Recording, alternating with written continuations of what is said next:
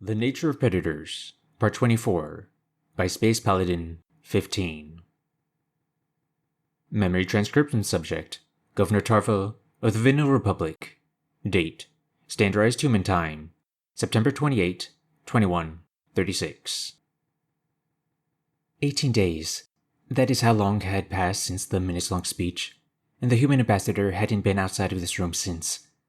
I tried to occupy Noah by teaching him alien games and watching the happenings on TV, but while he never voiced his complaints, I could sense his agitation.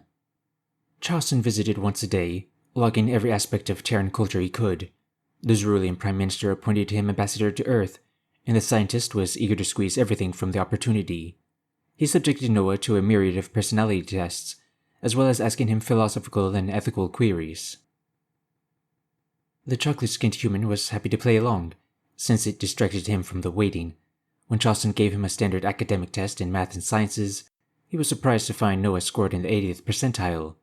That was much higher than expected, for a species that was hundreds of years behind our knowledge. The Zerulean testified before the Federation assemblage today, sharing his novel findings. With any luck, he would be the final speaker. These discussions had dragged on far too long for my liking. At least that signaled it wasn't an easy unanimous verdict to war with humanity.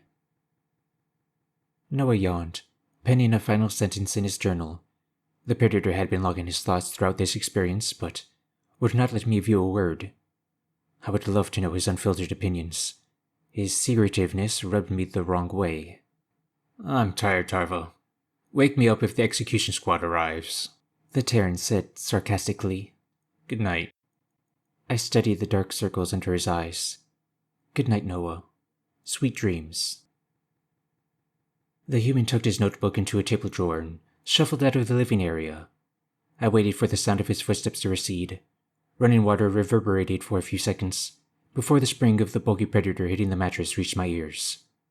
My heart rate quickened as the temptation to sift through his journal called to me again. Noah never has to know I looked. You know the alien's fear has taken its toll on him.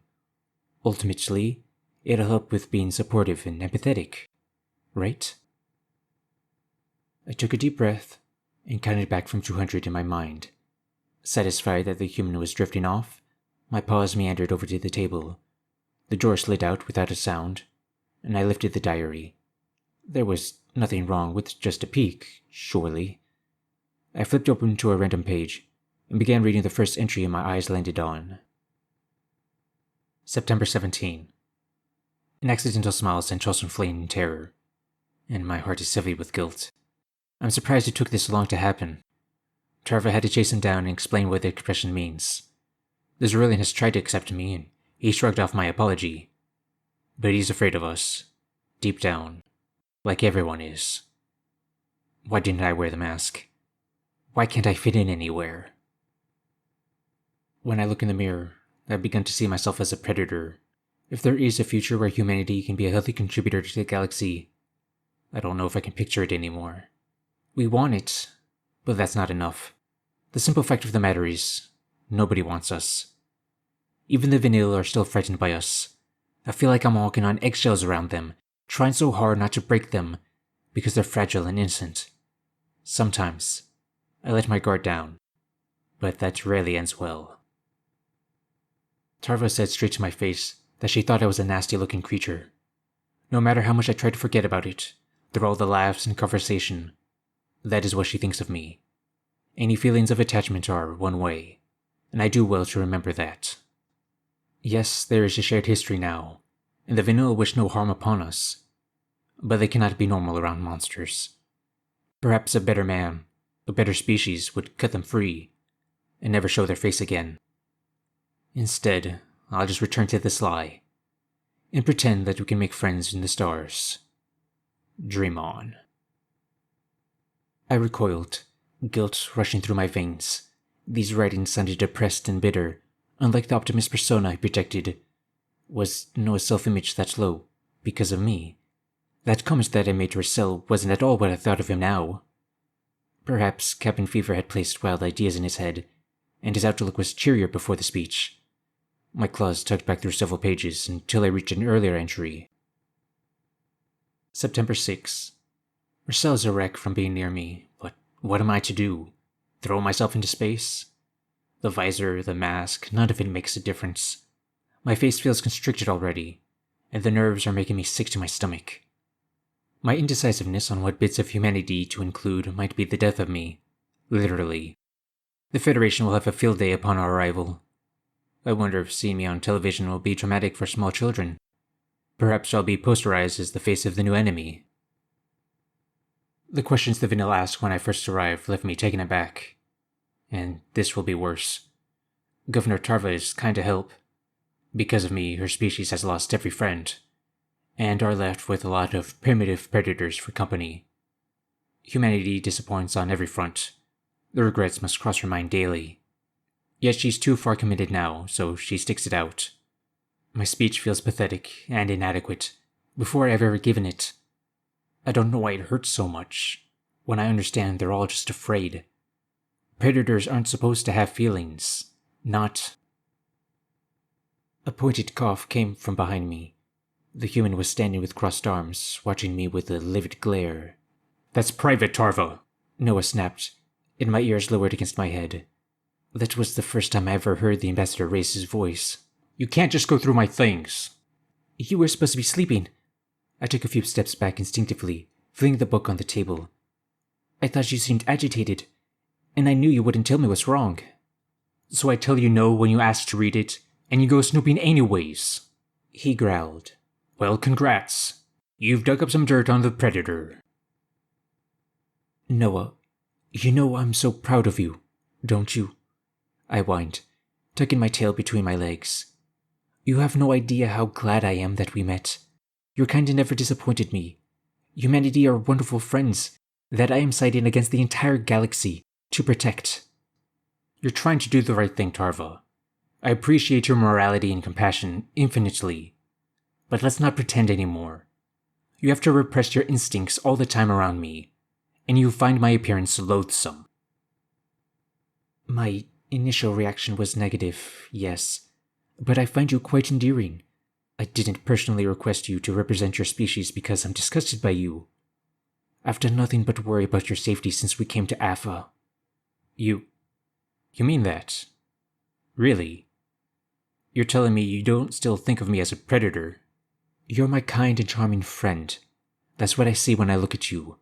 You are the predator who convinced me to give humanity a chance. I don't think anyone else could have a personality bright enough to shine through that fear. Couldn't Noah understand our skittishness was a part of us, just like some predatory traits were part of him? There were certain attributes that were difficult to accept, but surely humanity could see how hard we were trying. The last thing I wanted was for Vanilla instincts to have a detrimental effect on his mental health. Initiating contact should prove that there were few lingering fears in my mind. I flung my paws around Noah's waist, and his breathing tensed up. There was a brief hesitation from the ambassador. His stance emanated tiredness and frustration. The human wrapped his arms around me, after I curled my claws into his skin insistently, and relaxed into my comforting embrace. The Terran ambassador withdrew. "Tarva, I am serious. Don't go through my personal items without permission, ever again." "I know. Sorry," I muttered. It's impossible to stay angry at you." Noah shook his head with disdain. "You could get away with just about anything." The human stretched out on the couch, closing his predatory eyes. The lines on his face eased, and I watched as his breathing slowed. My own eyelids began to feel heavy, listening to the harsh rumbling of his snores. The big guy was so gentle and sweet, so intelligent and reliable. As I was about to drift off, the door to the diplomatic suite crashed open. Koshan soldiers stood in the entryway, their eyes stretched wide when the predator snapped upright. Noah tried to collect himself and raised his hands in confusion. Seeing that the guards were waving at him to come, he reached for his visor. I glared at him and snatched it away from his hand. I threw the metal at the wall as hard as I could. It broke in two pieces with a satisfying crunch. Noah looked stunned and apprehensive at the prospect of approaching the guards without it. He swallowed, then grabbed for his mask. My tiny claws grappled at his arm, and I shook my head in the human no gesture. The Terran ambassador looked uncertain, but stood up from the couch. The wary Kolshians weren't intending to blind him this time. A soldier barked the word follow and began retracing the path to the assembly hall.